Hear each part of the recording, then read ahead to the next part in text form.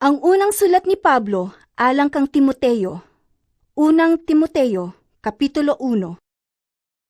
Gikan ni Pablo, apostol ni Kristo Jesus, tungod sa pagbuot sa Dios nga atong manluluwas, ug ni Kristo Jesus nga atong paglaom.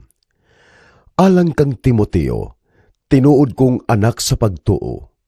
Ang Dios nga atong amahan ug si Kristo Jesus nga atong Ginoo, maghatag unta kanimog grasya, kaluoy ug kalinaw. Sama sa gihangyo ko kanimo, samtang nagpadulong ako sa Macedonia. Gusto kong magpabilin ka sa Efeso, kay may pipila ka mga tao nga nanudlo og mga pagtulunan nga sayop og kinahanglan nga pahunungon mo sila. Sultihi sila nga dili na mutuo niya ng hinimo-himo nga mga sugilanon ug tag-as nga mga listahan sa mga ngalan sa katigulangan. Makahatag lamang kini og higayon sa panaglantugi ug dili makatabang sa plano sa Dios nga nahibaluan pinaagi sa pagtuo. Ang tuyo nining maong pahimangno, mao nga magbaton ka mo gugma gikan sa usa ka putli nga kasing-kasing. Limpyo nga konsensya ug tinuod nga pagtuo. May pipila ka mga tawo nga namiya nini ug nahisalaag tungod sa walay pulos nga panaglantugi. Buot sila nga mahimong mga magtutudlo sa balaod sa Dios, apan wala sila makasabot sa ilang gipanulti ug sa mga butang nga ilang gipamugos. Nahibalo kita nga ang balaod maayo kung gamiton sa hustong paagi. Ug angay hinumduman nga ang mga balaod wala himua alang sa mga maayong tao, kundili alang sa mga malapason, sa mga kriminal, sa mga walay kahadlok sa Dios ug sa mga makasasala. Gihimo kini alang sa mga dili Diosnon ug dili balaan, sa mga tao nga nagpatay sa ilang amahan o inahan, sa mga mamumuno, sa mga makihilawason ug sa mga lalaki nga makikhilawas sa isig kalalaki, sa mga mamimihag ug tao, sa mga bakakon ug sa nagbuhat sa tanan nga supak sa tinuod nga pagtulunan. Gipahimangno ko kini sumala sa maayong balita nga gitugyan kini kanako sa mahimayaon ug dalaygon nga Dios. Nagpasalamat ako kang Kristo Jesus nga atong Ginoo, nga naghatag kanako kusog alang sa akong buluhaton. Gipasalamatan ko siya kay iya man akong giila nga takos ug gitudlo aron mag-alagad kaniya. Kaniadto ako siyang gipasipadan, gilutos ug gibugal-bugalan, apan ang Dios naluoy kanako, kay dili pa man ako magtotoo ug wala ako masayod sa akong gibuhat. Ug gibubo sa atong Ginoo ang iyang naghingaping grasya nganhi kanako, ug gihatagan ako niya sa pagtuo ug gugma diha kang Kristo Jesus. Tinuod angay dawaton ug tuuhan sa hingpit ang giingon nga mianhi si Kristo Jesus sa kalibutan aron sa pagluwas sa mga makasasala, ug ako ang labing dautan kanila. Apan gikaluy-an ako sa Dios aron dinhi kanako nga labing dautan sa mga makasasala, ikapadayag ang hingpit nga pailob ni Kristo Jesus, aron nga mahimo akong panig-ingnan alang sa tanan nga mutuo unya kaniya, ug makadawat sa kinabuhing dayon. Alang sa hari nga walay katapusan, walay kamatayon ug dili makita, ang bugtong Dios kaniya ang dungog ug himaya hangtod sa kahangturan. Amen. Timoteo, anak ko, gisalig ko kanimo kining sugua. Gipasubay kini sa propesiya mahitungod kanimo nga gihimo dugay na kaayo. Gamita ang maong propesiya alang sa imong pagpakigbisog diha sa tinuuray nga pakig-away ug padayon sa imong pagtuo ug limpyo nga konsensya. May pipila ka tawo nga wala mamati sa ilang konsensya, ug tungod niini napakyas ang ilang pagtuo. Nahilakip kanila si Himeneo ug si Alejandro nga gitugyan ko sa gahom ni Satanas, aron makakat-on sila ug dili na magpasipala sa Dios. Unang Timoteo, Kapitulo 2. Busa, una sa tanan, awhagon ko kamo sa pag-ampo alang sa tanang tao. Pangayua gikan sa Dios ang ilang mga gikinahanglan ug pasalamati siya. Kinahanglang iampo ninyo ang mga hari ug ang tanang nagmando aron makabaton kitag mahusay ug malinawong kinabuhi. Kinabuhing Dios nun ug subay sa hustong pamatasan. Maayo kini ug makapahimuot sa Dios nga atong manluluwas. Buot sa Dios nga maluwas ang tanang tao ug mahibalo sa kamatuoran. Kay may usa lamang ka Dios ug usa lamang ang naghiusa sa Dios ug sa mga tao. Siya mao ang tao nga si Kristo Jesus. Gitugyan niya ang iyang kaugalingon aron sa paglukat sa tanang tao. Kini ang kamatuoran nga luwason sa Dios ang tanang mga tao sa gitagal nga panahon. Mao kini ang hinungdan nga gipadala ako nga apostol ug magtutudlo ngadto sa mga dili Hudiyo aron sa pagsangyaw sa mensahe sa pagtuo ug kamatuoran ug wala ako magbakak. Buot ako nga magampo ang mga lalaki nga anaa sa tanang dapit. Magampo nga binayaw ang mga kamot sa walay kasuko o panaglalis. Buot usab ako nga ang mga babay magmaligdong ug magtinarong sa ilang pagpamisti. Kinahanglang dili sila magpalabig dayan-dayan sa buhok, o magdayan-dayan og mga bulawan, o mga perlas, o maggamit og mahalong mga sapot.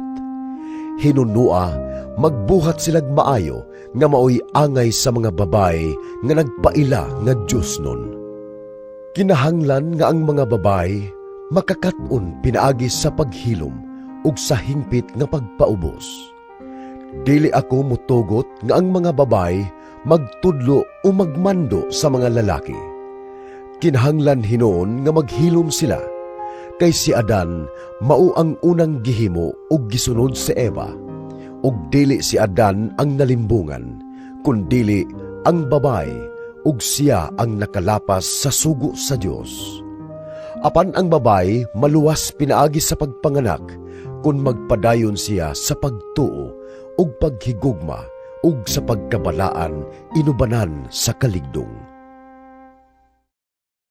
Unang Timoteo, Kapitulo 3. Tinuod kining maong panultihon. Ang nagtinguha nga mahimong pangulo sa iglesia, nagtinguha ug maayong buhat. Busa, kinahanglang dili masaway ang pangulo sa iglesia.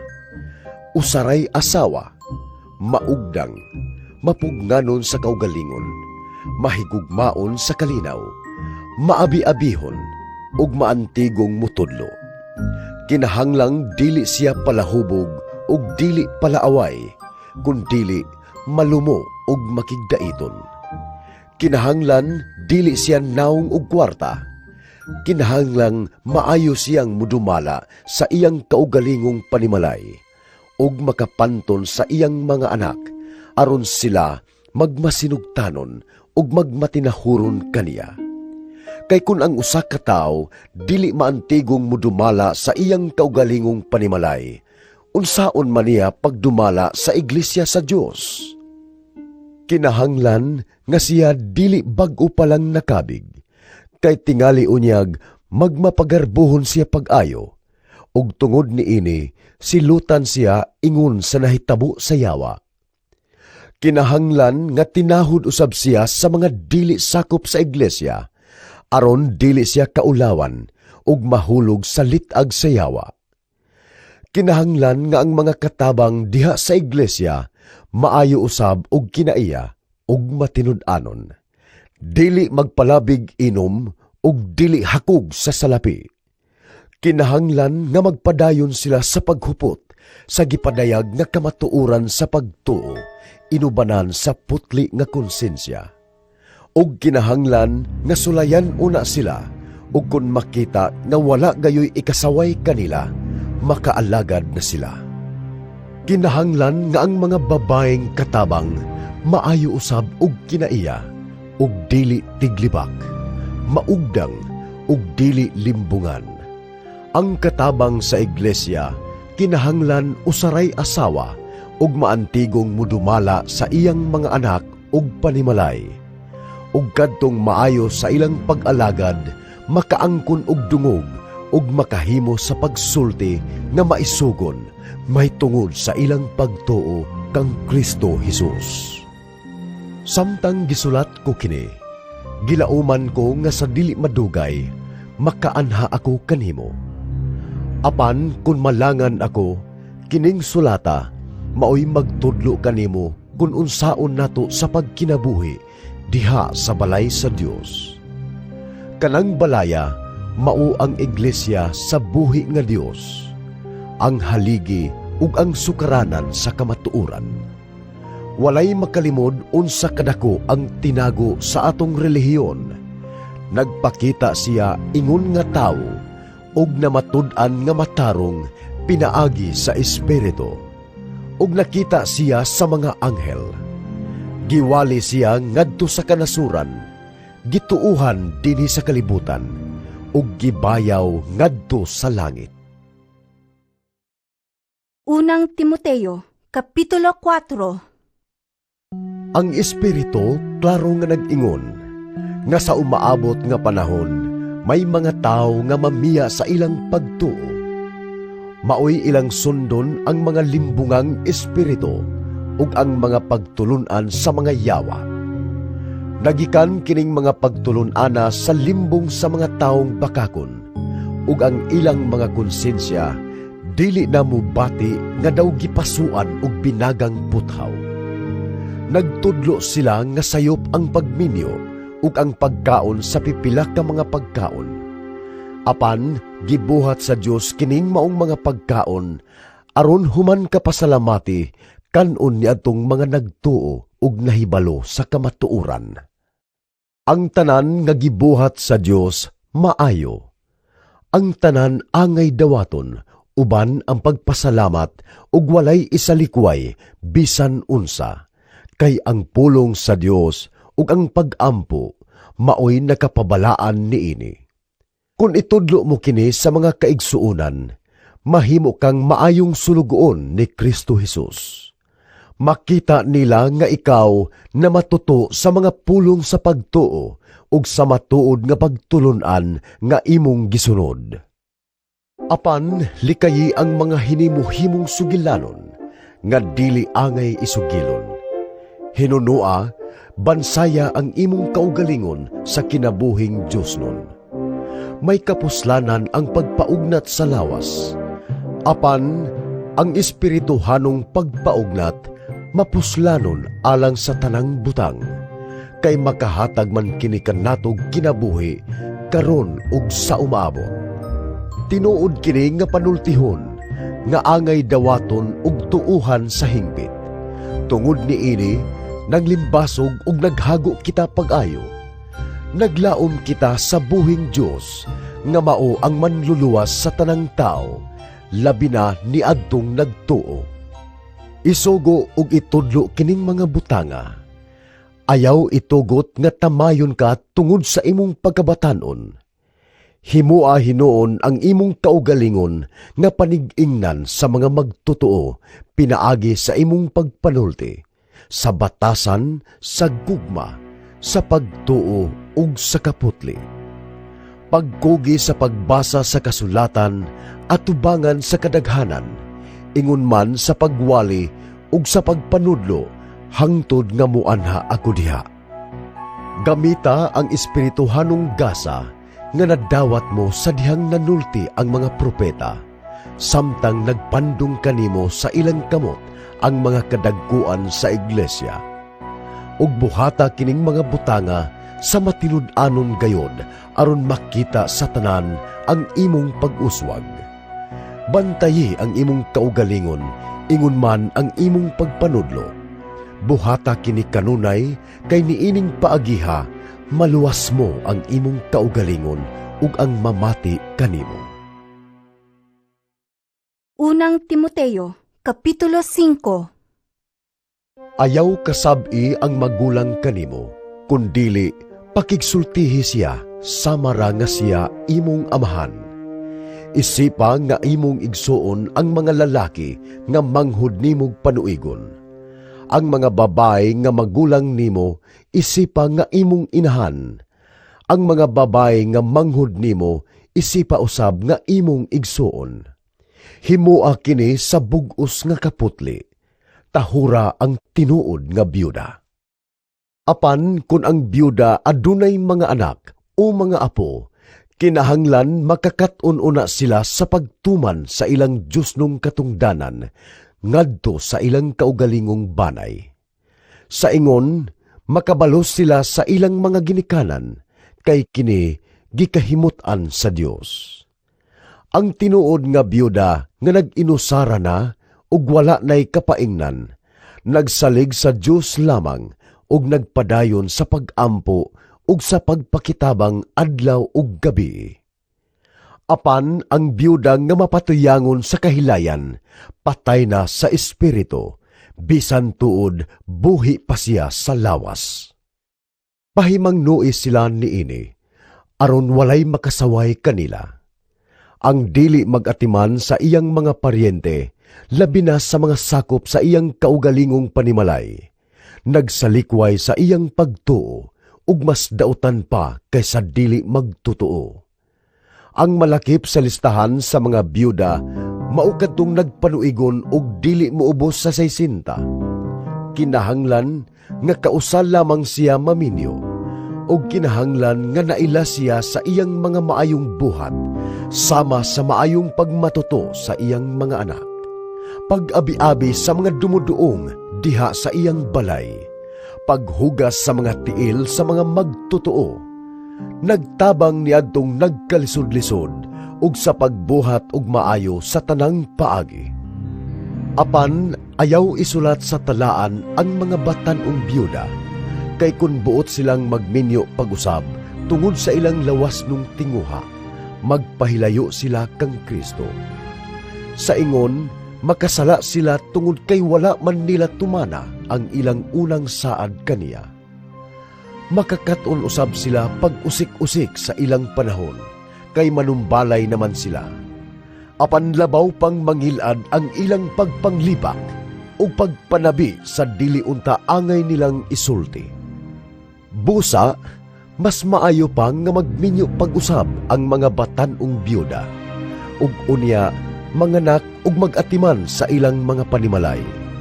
Niining paagiha, dili kahatagan ug higayon ang atong mga kaaway sa pagsultig dautan batok kanato, kay may mga byuda nga misimang na aron sa pagsunod kang Satanas.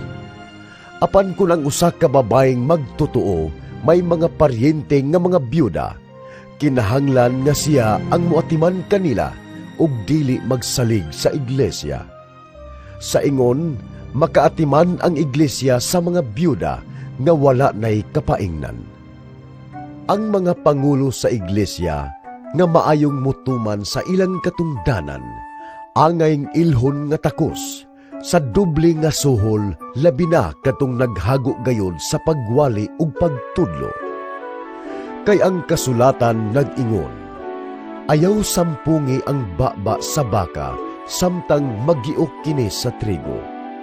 Nag-ingon usab ang kasulatan, ang mamumuo angay gayud suhulan. Ayaw tagda ang bisan unsang sumbong batok sa usa ka pangulo sa iglesia, gawas kung pamatud-an kini sa duha o tulok ka saksi. Badlunga sa atubangan sa kadaghanan, kadtong nagpadayon sa pagpakasala aron mahadlok ang uban. Sa atubangan sa Dios ug ni Kristo Jesus ug sa balaang mga anghel, giawhag ko ikaw sa pagtuman niining maong mga pahimangno sa walay pagpabor-pabor kang bisan kinsa diha sa tanan mong buhaton.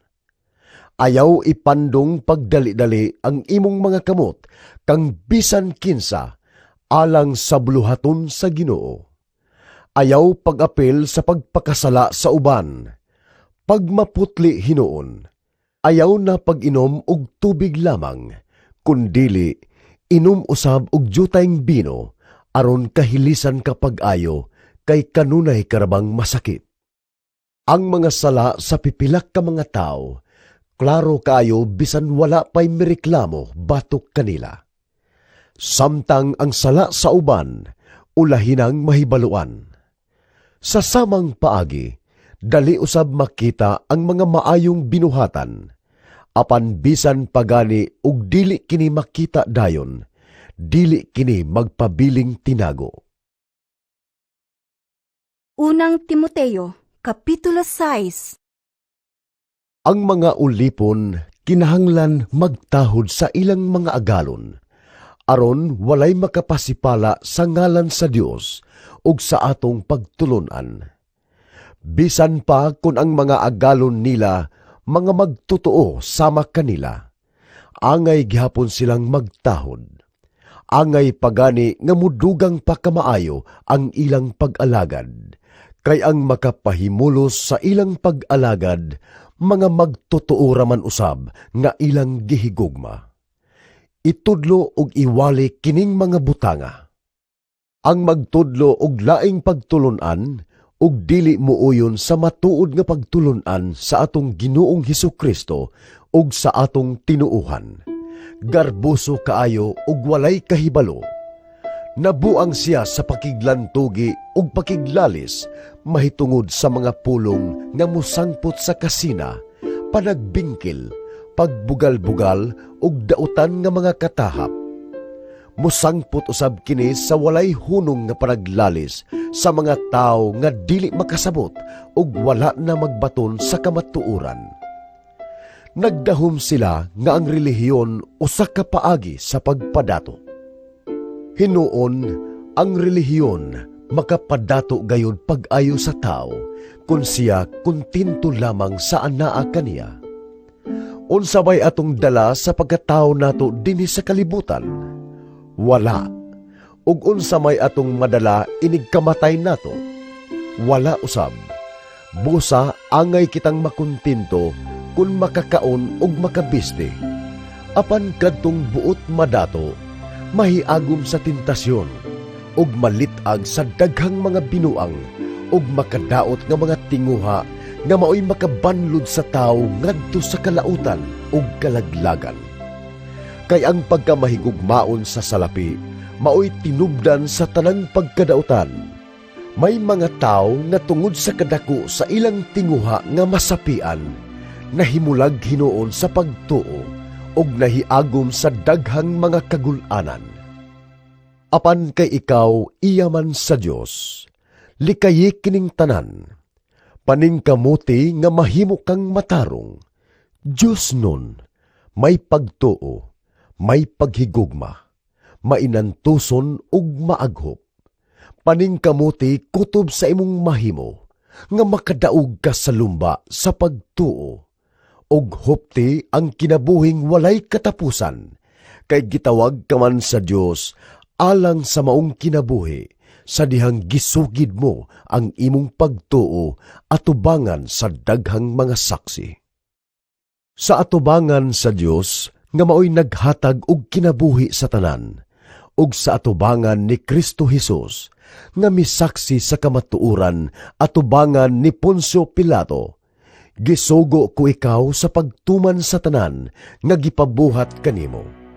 Matnguni nga dili kini kabulingan ug dili masaway hangtod sa pagbalik sa atong Ginoong Hesukristo. Ipadayag siya sa Dios sa tukmang panahon.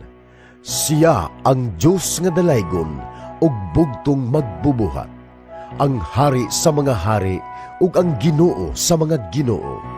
Siya lamang ang walay kamatayon ug nagpuyo sa kahayag nga dili maduol. Wala pa gayoy nakakita kaniya ug wala gayoy makakita kaniya. Ipahinungod kaniya ang dungog ug walay katapusang gahom. Amen. Pahimangnui ang mga dato nga dili sila magmapahitason ug dili magsalig sa bahandi, kundili sa Dios. Kay ang bahandi dili makahatag og kasiguruhan, apan ang Dios sa walay sukod naghatag kanato sa tanan aron kita malipay. Sultihi sila sa pagbuhat og maayo ug sa pagpadato diha sa mga maayong binuhatan, sa pagkamahinatagon ug sa pagtabang sa uban. Niining paagiha makatigom sila og bahandi nga mahimo nilang lig-on nga sukaranan alang sa umaabot ug maangkon unya nila ang kinabuhing matuod. Timoteo, matnguni ang gitugyan kanimo. Likayi ang mga sulti-sulti nga dili Diyos nun, ug ang binuang nga mga panaglalis nga gitawag og kaalam. Apan dili di ay tinuod nga kaalam. Kay may pipila nga nagpatuo, nga nagbaton sila niining maong kaalam, ug tungod niini, nangapakyas sila sa ilang pagtuo. Ang grasya sa Diyos mag-uban kaninyo.